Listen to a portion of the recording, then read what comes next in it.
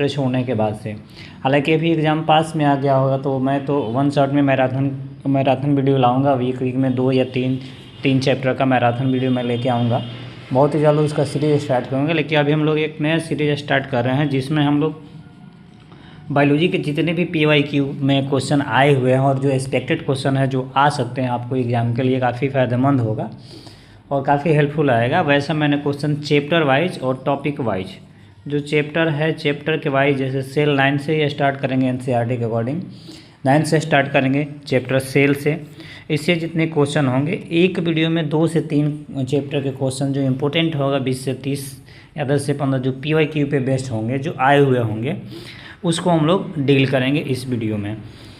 और I hope आपके लिए वो काफ़ी फ़ायदेमंद रहेगा। और ये सीरीज़ मैं कोशिश करूँगा कि कंटिन्यू ही इसको रखा जाए और वन शॉट जो है वीक में आपको 2-3 मिल जाएगा। एक कभी कभी आपको सेल का, कभी बायो का, कभी फिजिक्स का, कभी केमिस्ट्री का, जैसे हमसे पॉसिबल होगा वैसे मैं आपके लिए वो लाते रहूँगा।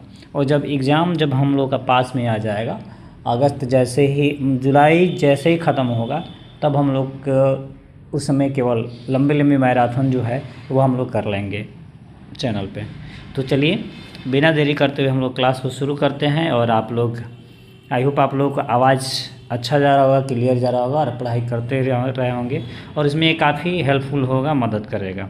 सबसे पहला क्वेश्चन से हम लोग शुरुआत करते हैं कि कोशिका की खोज सबसे पहले किसने की थी। अब ऐसा नहीं है कि आप कह सकते हैं कि इसमें इतना आसान रेलवे में क्वेश्चन भी पूछता है क्या, तो बिल्कुल पूछता है। चूँकि मैं केवल PDF लेके आया हूँ ताकि मैं क्वेश्चन करा पाऊँ, तो ये मैं टाइप नहीं कर पाया हूँ कि कब आया है कब नहीं। नेक्स्ट PDF में मैं वो भी आपको देखने को मिलेगा। सबसे पहला हम क्वेश्चन की बात करें तो इन्होंने बात किया है कोशिका सेल की सबसे पहले खोज किसने की थी।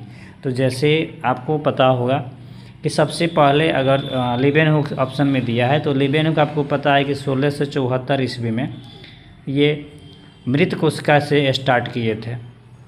सॉरी मृत कोशिका नहीं, 1674 ईस्वी में ये जीवित कोशिका तालाब में जो था, तो तालाब में जो था जीवित कोशिका में ये लीबेनहुक ने खोज किया था। तो ये तो होंगे नहीं, सबसे पहले नहीं, ये दूसरी बार खोज किए थे। आपको पता है कि स्लाइडेन और सेवान ने क्या किया था, कोशिका सिद्धांत दिया था। इन्होंने दोनों आदमी ने मिलकर कोशिका सिद्धांत दिया था। स्लाइडेन एवं सेवान दोनों वैज्ञानिक मिलकर कोशिका सिद्धांत दिए थे। और अब बात करते हैं कि कोशिका की खोज सबसे पहले किसने की थी। तो आपको पता है कि सबसे पहले कोशिका की खोज ऑफकोर्स 1665 में कौन किए थे, तो रॉबर्ट हुक ने किया था सबसे पहले। लेकिन कोशिका की खोज जब ये किए थे तो कौन सा वो कोशिका था, तो आपको जान लेना ज़रूरत है। वो कोशिका आपकी मृत थी। वो भी किससे प्राप्त किए थे, तो ये छाल से। और किसके छाल से, तो आपको पता होगा कि एक कर्क नाम था, कार्क छाल पाया जाता है मृत में, कर्क। जो कौन सा पौधा से आया था, तो ऊक पौधा एक होता है जहाँ से आया था, जो पश्चिमी घाट में, जो जैसे राजस्थान है, फिर ये आपका राजस्थान हो गया, फिर हिमाचल हो गया। सबसे ज़्यादा तो आपको हिमाचल में देखने को मिलता है और राजस्थान में। तो इसी के कारक से क्या किया था, इन्होंने खोज किया था कब, 1665 ईस्वी में। और 1665 ईस्वी में किए थे। और मधुमक्खी के जो छत्ते होते हैं उनके जैसा इनको इसमें स्ट्रक्चर ऐसे दिखाई दिया और कोठरी की तरह इसमें रचना दिखाई दिया, जैसे मधुमक्खी के छत्ते होते हैं। मधुमक्खी के छत्ते में जो कोठरी की तरह इनको रचना दिखाई दिया, उसी का नाम इन्होंने दिया था सेल। तो ये कुछ कहानी थी, इंपॉर्टेंट फैक्ट थी, यहाँ से क्वेश्चन आ सकते हैं। तो ऑफकोर्स अगर आंसर की हम बात करें, एक्चुअल में अगर आंसर की हम बात करें तो राइट आंसर हमारा जो होना चाहिए, वो राइट आंसर हमारा क्या होना चाहिए, तो राइट आंसर हमारा होना चाहिए रॉबर्ट हुक।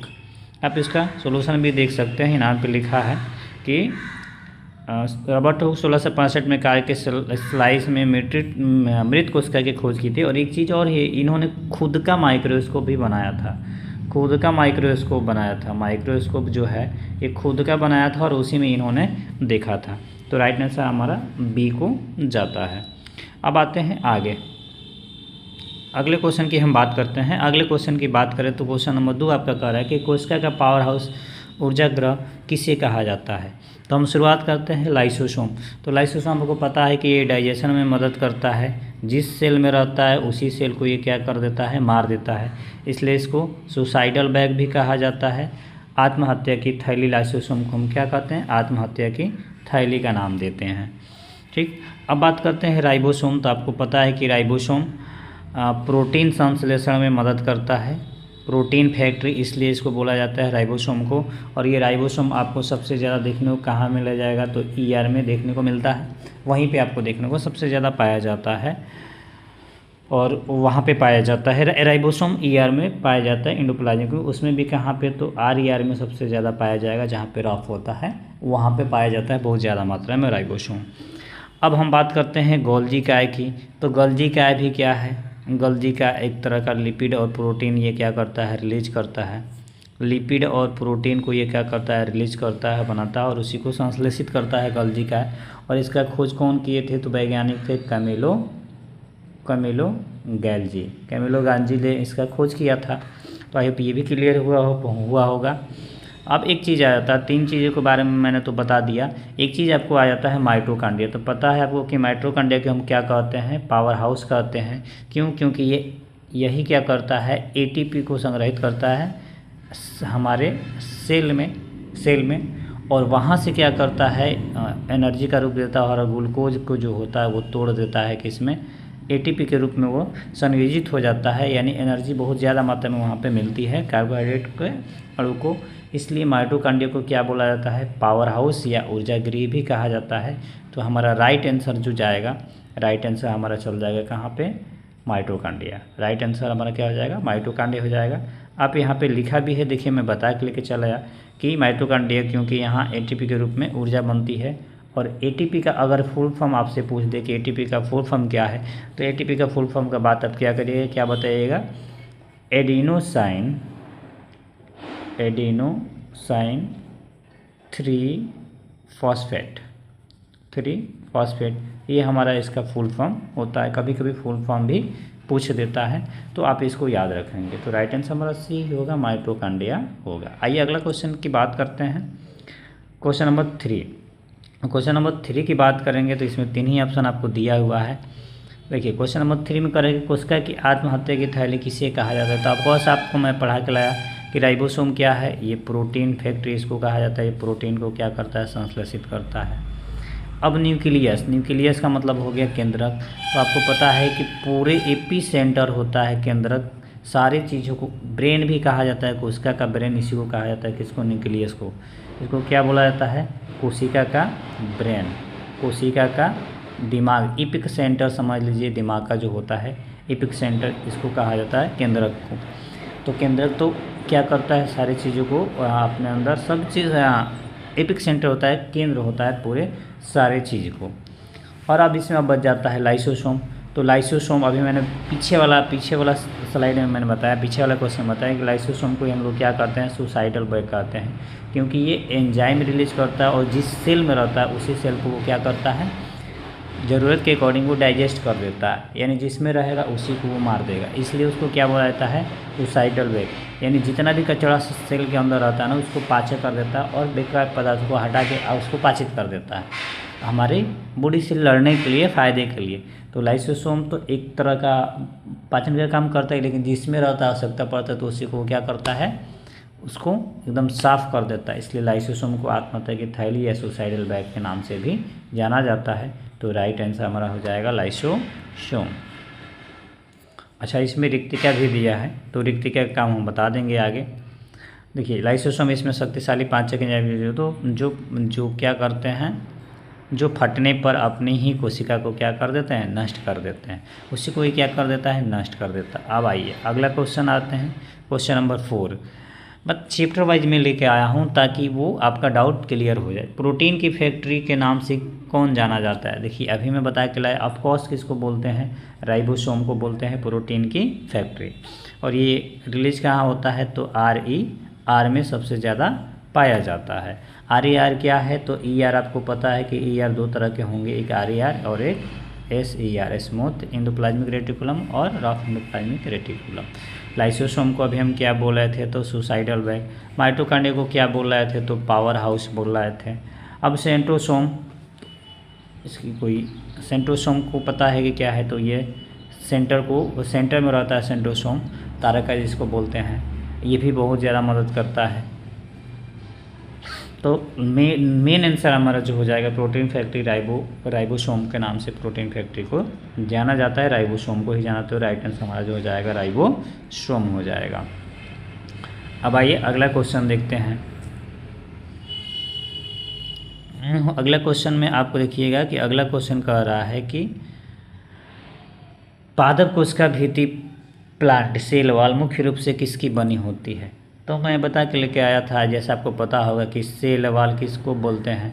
अगर मान लीजिए कि ये पादप कोशिका है और सबसे पहले कोशिका भित्ति कहते हैं किसको, तो यहाँ पे एक ऐसे आपको देखिएगा कि यहाँ पे एक ऐसे लेयर, यहाँ पे इसके बाहर से एक कड़ी आवरण घिरा रहता है जिसको हम लोग सेल वॉल का नाम देते हैं। और सेल वॉल ये जब भी होता है तो ये सेलुलोज का बना होता है, लगभग इसमें सेलुलोज रहता है। सुबेरिन नामक एक पदार्थ होता है, सुबेरिन नामक पदार्थ जिसमें सेलुलोज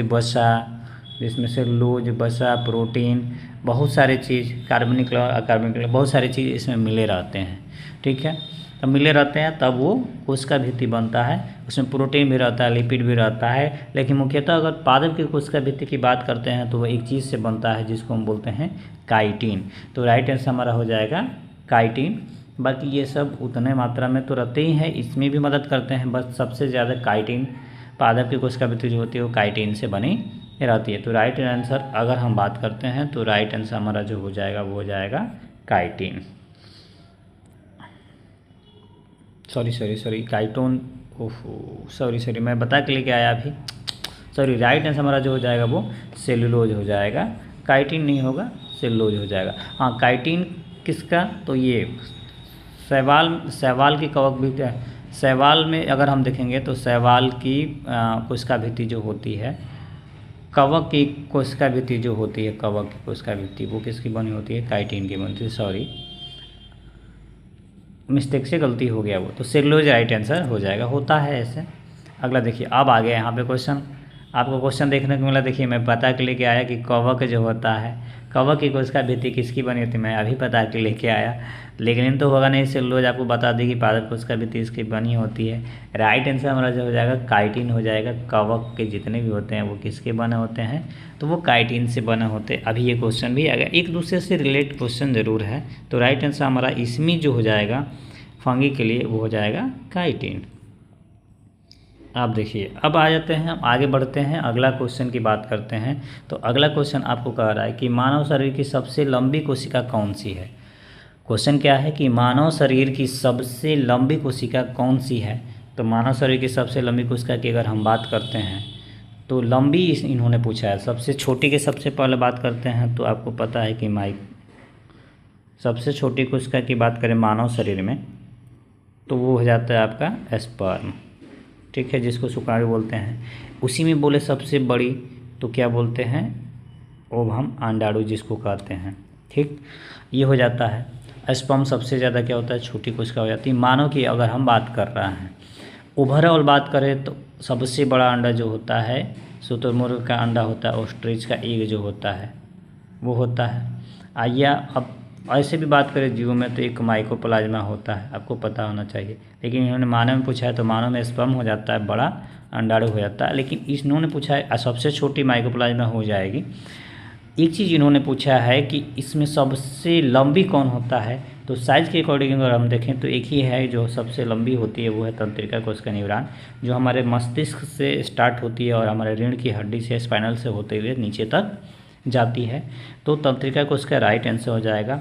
लाल रक्त कोशिका तो होगा नहीं, अस्थि कोशिका नहीं होगा, पेशी कोशिका नहीं होगा। सबसे लंबी कोशिका हमारा जो होता है तंत्रिका कोशिका होता है। तो राइट आंसर हमारा तंत्रिका कोशिका हो जाएगा।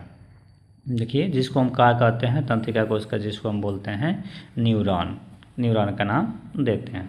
तो राइट आंसर हमारा सी होना चाहिए क्वेश्चन के अकॉर्डिंग। अब आइए, अभी बताया के लाया कि कोशिका का ब्रेन किसको बोला जाता है। तो आगे क्वेश्चन यहाँ पे कि कोशिका का मस्तिष्क या नियंत्रण केंद्र, यानी पूरे सिस्टम को कोशिका यहाँ पे हो गया, उस पूरे सिस्टम को कंट्रोल करता है।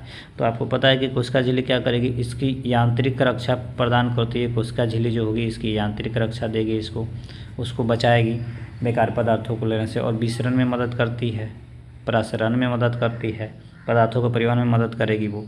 गोल्जी का मैं बता के लाया है। माइटोकॉन्ड्रिया क्या करेगी, ये एटीपी में ऊर्जा को ग्रहण करती है। लेकिन एक केंद्रक जो है सारी चीज़ों को क्या करता है, कंट्रोल करता है, नियंत्रित करता है, सारी क्रियाओं को सेल ही करता है, इसलिए उसको मस्तिष्क या नियंत्रक केंद्र भी बोलते हैं। तो राइट आंसर हमारा जो आ जाएगा वो आ जाएगा केंद्रक। तो राइट आंसर हमारा जो आ जाएगा क्या हो जाएगा, केंद्रक। इपी सेंटर इसको कहा भी जाता है, सेल ऑफ इपी सेंटर इसको बोला जाता है, पूरा एकदम मेन होता है। तो राइट आंसर हमारा जो हो जाएगा वो क्या हो जाएगा, केंद्रक हो जाएगा।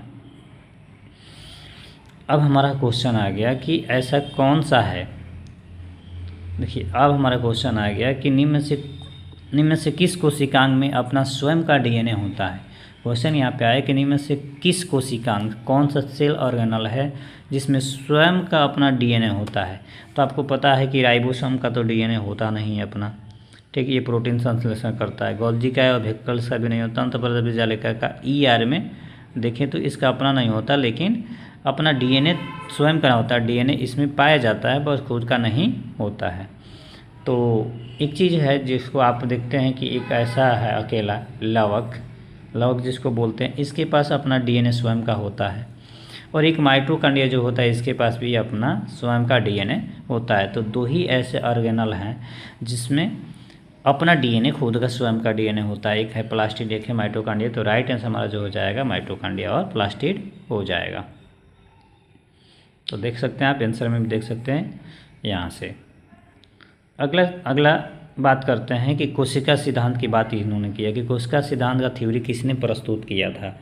तो हम क्वेश्चन वहाँ पे बहुत शुरुआत में ही मैंने बताया, ये जब पहला क्वेश्चन हम लोग देखे थे उसमें मैंने बताया कि रॉबर्ट हुक और रॉबर्ट ब्राउन। तो देखिए रॉबर्ट हुक क्या किए थे 1665 में, 1665 में कोशिका का खोज किए थे रॉबर्ट हुक, आपको पता है कोशिका का खोज किए थे, ठीक। अब रॉबर्ट ब्राउन जो थे ये केंद्र का खोज किए थे, कब, 1831 ईस्वी में। और वाटसन एंड क्रिक जो है तो ये डीएनए के डबल हेलिक्स जो होता है रचना, डीएनए का डबल हेलिक्स रचना उसके बारे में खोज किए थे। अब एक ही बच गए कोशिका सिद्धांत पूछा है, तो स्लाइडेन सेवान ने क्या किया था, कोशिका सिद्धांत के बारे में बताया था स्लाइडेन सेवान ने। तो राइट आंसर हमारा जो हो जाएगा बी हो जाएगा। आइए अगला देखते हैं कि कोशिका झिल्ली, क्वेश्चन अगला देखेंगे। अगला क्वेश्चन देखेंगे कोशिका झिल्ली की प्रकृति कैसी होती है। तो आपको पता है कि कोशिका झिल्ली की प्रवृत्ति जो होती है कैसी होती है, परिमेबल तो पूरा नहीं होती है क्योंकि कुछ दिखता है कुछ नहीं दिखता है, आधा दिखता है स्पष्ट नहीं दिख पाता है, स्वतंत्र तो होगी नहीं, अपारगम्य जब होगी तो उस झिल्ली का कोई काम नहीं क्योंकि पदार्थ आर पार जा ही नहीं सकता है।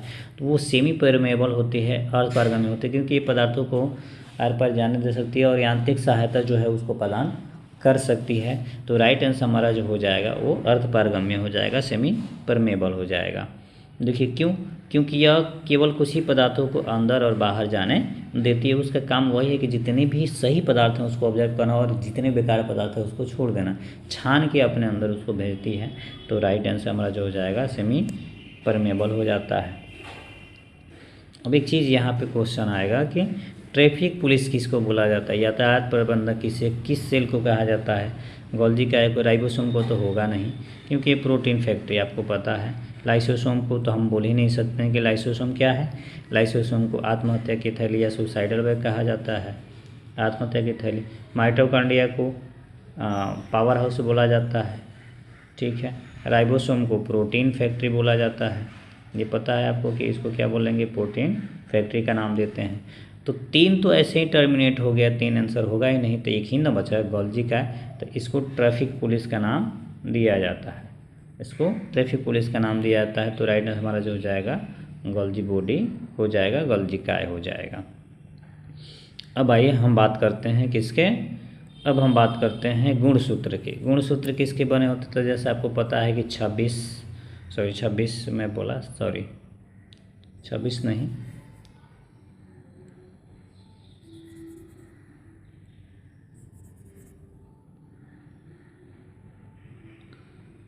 आपको पता है कि 46 गुणसूत्र मनुष्य में पाया जाता है, पेयर में पाया जाता है।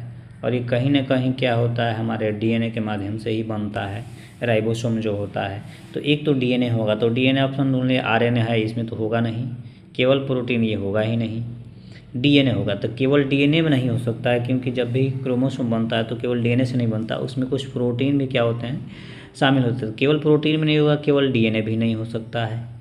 इसके जब भी गुणसूत्र बनते हैं तो उसमें डीएनए और कुछ प्रोटीन, हिस्टोन प्रोटीन का नाम से जाना जाता है, वो मिला रहता है, मिक्स रहता है। तो आरएनए और वसा तो होगा नहीं, क्योंकि आरएनए नहीं होगा। डीएनए की बात किया हुआ है, क्रोमोसोम में डीएनए ही पाया जाता है, आरएनए नहीं पाया जाता, तो डीएनए केवल डीएनए नहीं होता है, केवल प्रोटीन भी नहीं होगा। तो राइट आंसर हमारा जो हो जाएगा सी।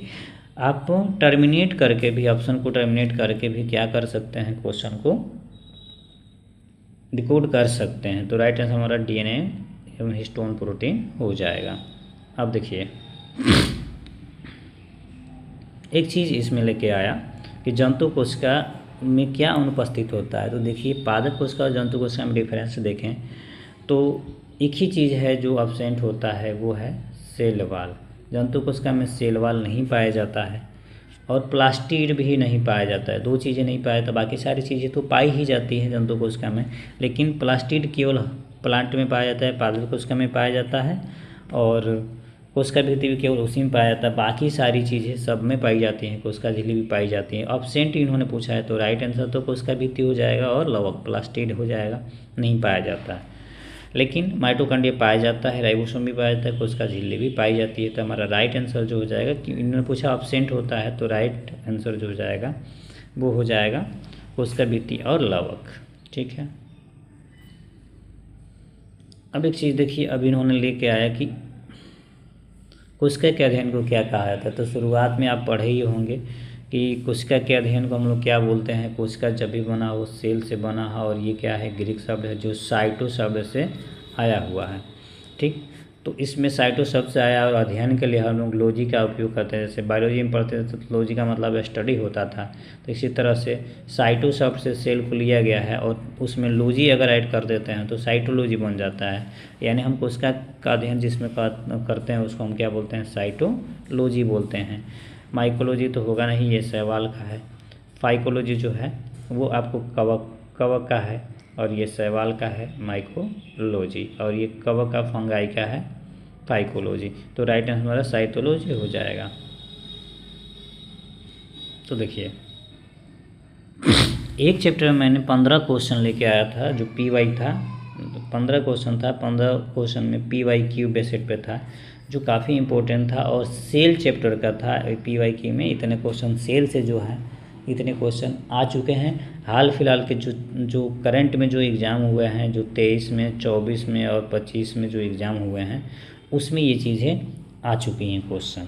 अब हम थोड़ा सा 2 चैप्टर की बात कर लेते हैं। 2 चैप्टर में हम देखने का प्रयास करेंगे। तो आपको पता है कि 2 चैप्टर में अगर बात करें तो पादप एवं जंतु तक है, उत्तक चैप्टर है, उत्तक चैप्टर है, आपको पता है। इसमें पूछा है कि उत्तक के अध्ययन को क्या कहा जाता है। तो सिंपल है कि साइटोलॉजी तो होगा नहीं, क्योंकि ये सेल के अध्ययन को कहते हैं। पैथोलॉजी होगा नहीं, ये डॉक्टर में किया जाता है। डर्मेटोलॉजी स्किन का जहाँ पे स्टडी किया जाता है स्किन का, उसको बोलेंगे। पैथोलॉजी होगा नहीं, तो एक ही चीज़ बच गया, हिस्टोलॉजी। तो हिस्टोलॉजी टिश्यू के अध्ययन को हिस्टोलॉजी कहा जाता है। तो राइट आंसर हमारा जो हो जाएगा,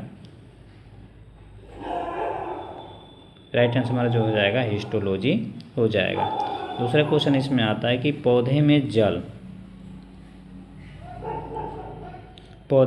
और खनिज लवण के परिवहन कौन सा उत्तक करता है। इन्होंने पूछ लिया कि पौधे में जल और खनिज लवण का, तो 2 इसमें आपको काम करते हैं पता होना चाहिए, एक तो फ्लोएम और एक जाइलम। आपको जानकारी होगा कि जाइलम जो होगा जल को, और फ्लोएम जो होगा खनिज लवण को। ठीक, खनिज लवण को क्या करता है, ट्रांसपोर्ट करता है पूरे इसमें, और जल जो होता है नीचे से ऊपर की तरफ जाता है। तो जाइलम ही जल को क्या करता है, आगे लेके जाता है। इसमें पूछा है कि जल और खनिज लवण का परिवहन कौन सा उत्तक करता है। अब तो इन्होंने दोनों पूछ दिया है, ठीक है। तो लेकिन सबसे पहले पूछा कि इस चीज़ का है जल। ज से जाइलम आप यहाँ से याद कर सकते हैं, ज से जाइलम। और फ्लोएम भोजन, फूड, एफ से फूड होता है ना, एफ से फूड होता है। तो यहाँ से आप याद कर सकते हैं क्या, फ्लोएम। तो फ्लोएम फूड, और जाइलम जो है ज से जाइलम, तो यानी राइट आंसर हमारा जो हो जाएगा वो क्या हो जाएगा, जाइलम। तो यहाँ से आप याद भी कर सकते हैं ट्रिक से, और यहाँ पे दिया भी गया है कि जाइलम ज से क्या होता है, जाइलम होता है। तो राइट आंसर हमारा जो हो जाएगा सी हो जाएगा। अब देखिए अभी मैंने बता के लेके आया कि पौधे में पत्तियों द्वारा बनाए गए भोजन को पौधे को अन्य भागों तक कौन पहुंचाता है। अभी मैं बता के लगे भोजन, अब किस चीज़ की बात आ गई भोजन की, तो फूड माना भोजन होता है यानी फ्लोएम, इससे क्या हो जाएगा फ्लोएम। तो राइट आंसर हमारा जो हो जाएगा फ्लोएम। जाइलम अभी बताया कि लगे जल को नियंत्रित करता है। स्क्लेरेंकाइम और एपिडर्मिस तो होगा ही नहीं, तो राइट आंसर हमारा जो हो जाएगा फ्लोएम हो जाएगा। तो ये समझ में आ रहा होगा, आई होप आपको समझ में आ रहा होगा। और क्वेश्चन काफ़ी इंपॉर्टेंट है जो लाया गया। फर्स्ट से फ्लोएम, फर्स्ट से फूड याद भी कर सकते हैं यहाँ से, वो ट्रिक भी मैं बता दिया हूँ। फर्स्ट से फ्लोएम, फर्स्ट से फूड, यहाँ से आप याद कर सकते हैं। जाइलम ज से जाइलम, ज से जल, वहाँ से याद कर सकते हैं। ठीक है, अब अगला बात करते हैं कि नारियल का छिलका हर्स्ट ऑफ कोकोनट किस सूत्र का बना होता है। मोस्ट इंपॉर्टेंट क्वेश्चन है, काफ़ी इंपॉर्टेंट क्वेश्चन है, और यहाँ से क्वेश्चन आपको भर के देखने को मिलते हैं, आते हैं क्वेश्चन। उत्तर कैसा चैप्टर है कि यहाँ से ऐसा रेलवे का कोई भी एग्जाम ना हो यहाँ से क्वेश्चन आपको देखने को ना मिले, यहाँ से आएंगे ही क्वेश्चन।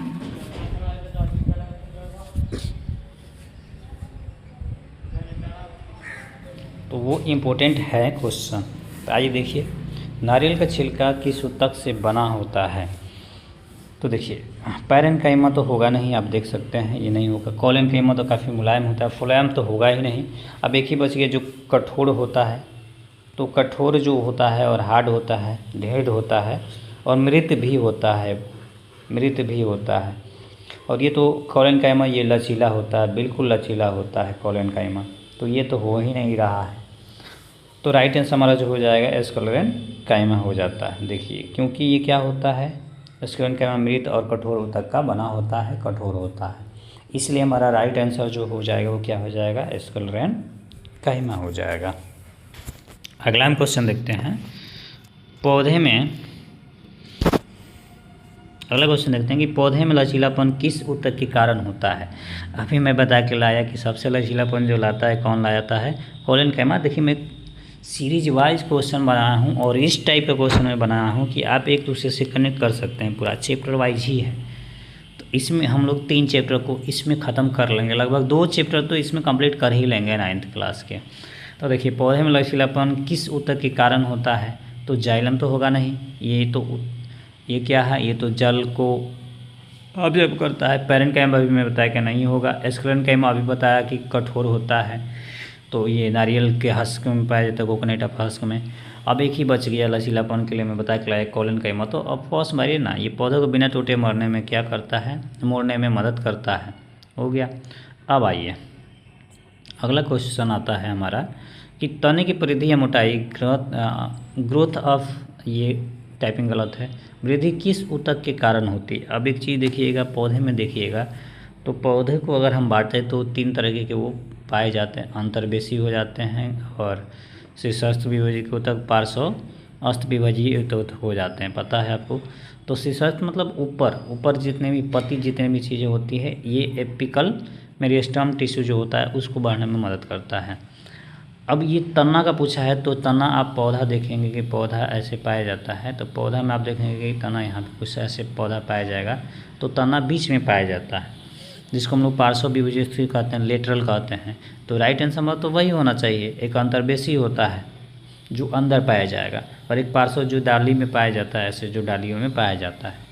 तो राइट आंसर हमारा क्या, तने में पूछा हुआ है, तने की परिधि में पूछा हुआ है, तो राइट आंसर हमारा तो क्या होना चाहिए, पार्श्व विभाजित की ऊतक होना चाहिए, और एक्चुअली में वही होगा भी, कौन सा, पार्श्व विभाजित की ऊतक। ठीक है, कैम्बियम जिसको हम कहते हैं।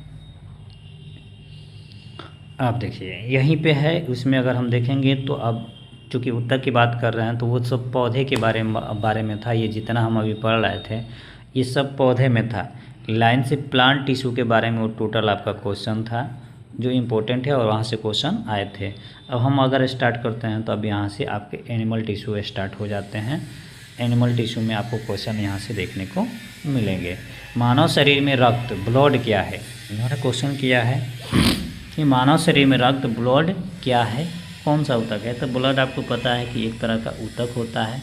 कैसे रहता है ब्लड, तो लिक्विड रूप में रहता है, गाढ़ा रहता है, तरल रहता है ना। और ये कौन सा हमारे पूरे बॉडी में वो कनेक्ट रहता है ना, जुड़ा रहता है, पूरे बॉडी में जुड़ा रहता है। और वो एक जगह से दूसरे जगह ब्लड हमारा जो है वो जाते रहता है। उसमें देखेंगे तो वही आरबीसी, फिर डब्ल्यूबीसी, इसके घटक पाए जाते हैं, और प्लेटलेट्स, 3 चीज़ें होती हैं, आरबीसी, डब्ल्यूबीसी और प्लेटलेट्स।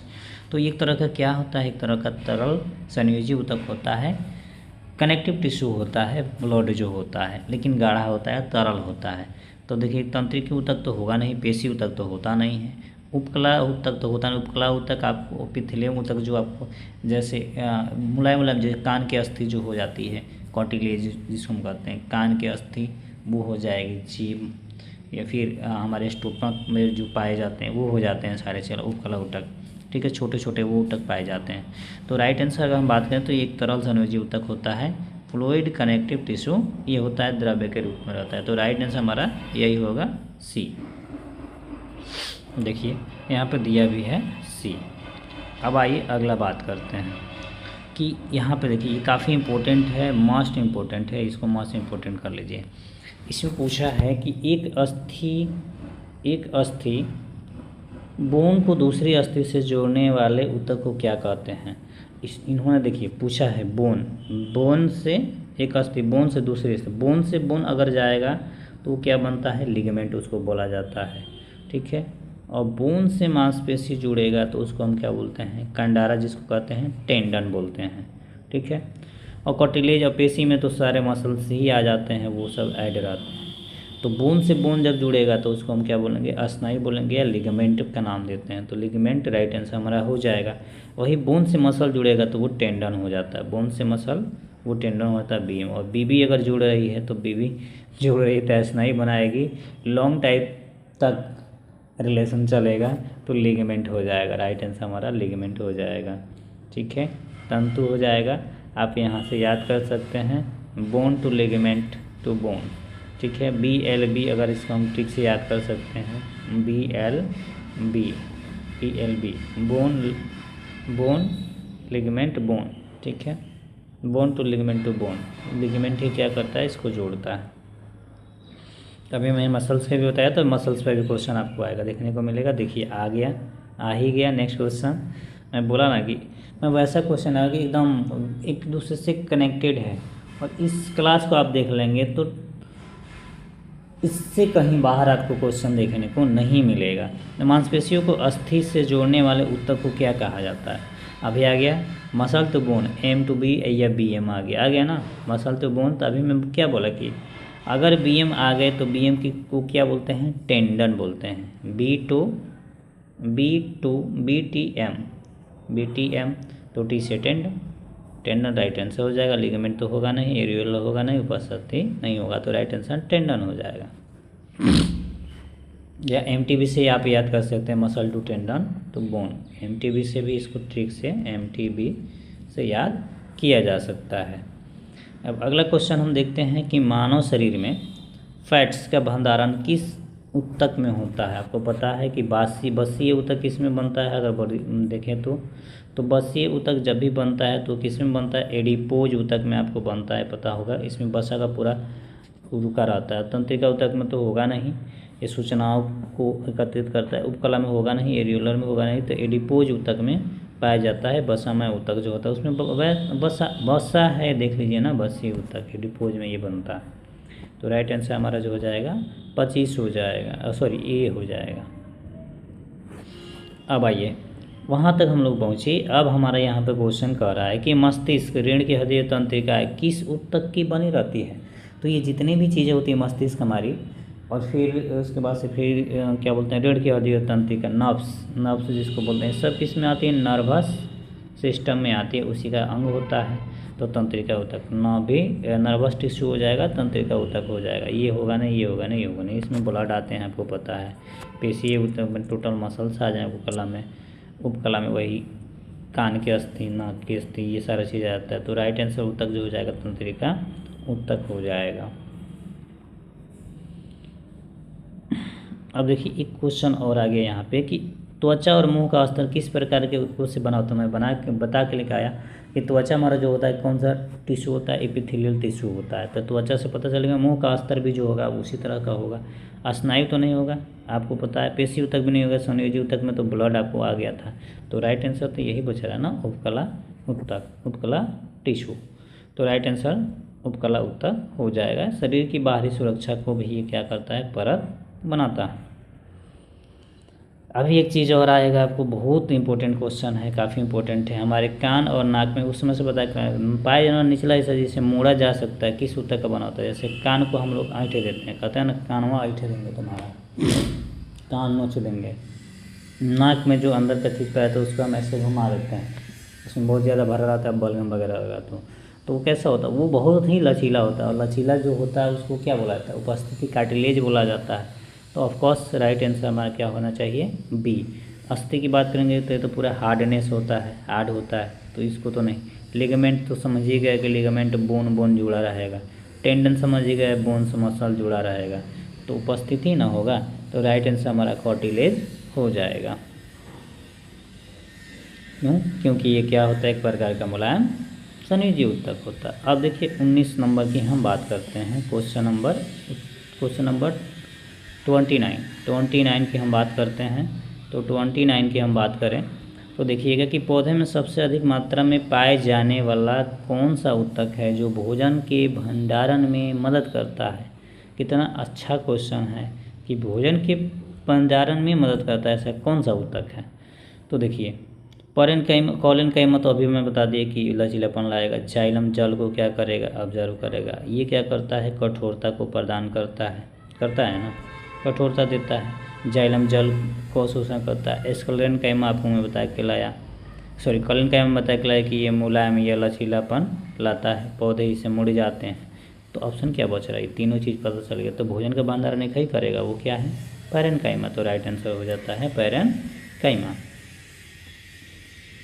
और हम एक क्वेश्चन और लास्ट देखेंगे, क्वेश्चन नंबर 30। देखिए 40 मिनट में मैं बहुत स्पीड में कराया और जितनी ज़रूरत है उतना ही आपको मैं ये चीज़ें बताया। और यही क्या नाम है कि क्योंकि आपको तैयारी करना है और फास्ट टाइम में करना है, 45 मिनट है, उसमें आपको समय बहुत कम मिलता है। तो 45 मिनट में 30 क्वेश्चन बहुत काफ़ी है, ठीक है। इसके लिए तो आपको 20 ही मिनट मिलना चाहिए, लेकिन इसमें 40 मिनट का आपको वीडियो रहेगा जिसमें 30 क्वेश्चन आपको मैं कराने का प्रयास किया हूँ, क्योंकि उस चीज़ को मैं समझाने का भी प्रयास किया हूँ, ठीक है। उसको मैं हर एक क्वेश्चन बताया, यानी एक क्वेश्चन में अगर देखा तो आपको 4 प्रश्न तैयार हो रहे हैं। ये 30 क्वेश्चन से आपको कम से कम 120 क्वेश्चन आपको तैयार हो रहे हैं, ठीक है। कंसेप्ट भी आपका क्लियर हो रहा है और रिवीजन करने के लिए सबसे अच्छा तरीका यही है, ठीक है। ऐसे ही आप करिएगा तो लगभग 200 से 300 या 400 के करीब में 22 क्वेश्चन आएंगे। ये भी पार्ट 1 है, ये भी स्टार्ट में किया, इससे भी अच्छे क्वेश्चन मैं आपको लाके दूंगा। तो आप चैनल पे विजिट जरूर करें और वीडियो को लाइक ज़रूर करें और अपना प्यार बनाए रहें और ज़्यादा से ज़्यादा शेयर ज़रूर करें। आइए देखते हैं। त्वचा और मांसपेशियों के बीच रक्त वाहिकाओं के चारों ओर पाए जाने वाला ऊतक जो अंगों के अंदर खाली जगह को भरता है। मेरे दोस्त, मेरे बाबू सोना, जानते हैं आपकी अंदर जब भी भरने वाली बात आ गई तो कब भरा जा सकता है। जैसे हमारे पेट के अंदर अगर देखें तो कब पेट हमारा फूलाता है, जब हमें भोजन मिलती है। तो भोजन इसमें एक ही है जो ऊतक की मरम्मत भी करता है, भोजन को ऑब्जर्व भी करता है। कौन सा ऊतक था, तो वो पैरेन्काइमा यानी एरियलर ऊतक वो है। तो एरियलर ऊतक राइट आंसर हो गया। एडिपोज तो ये क्या करेगा, फैट को ऑब्जर्व करता है। लिगामेंट मैंने बता के लाया कि ये बोन से बोन को जोड़ेगा, एक ही चीज़ को बार बार लाया है। उपकला बता ही दिया मैं।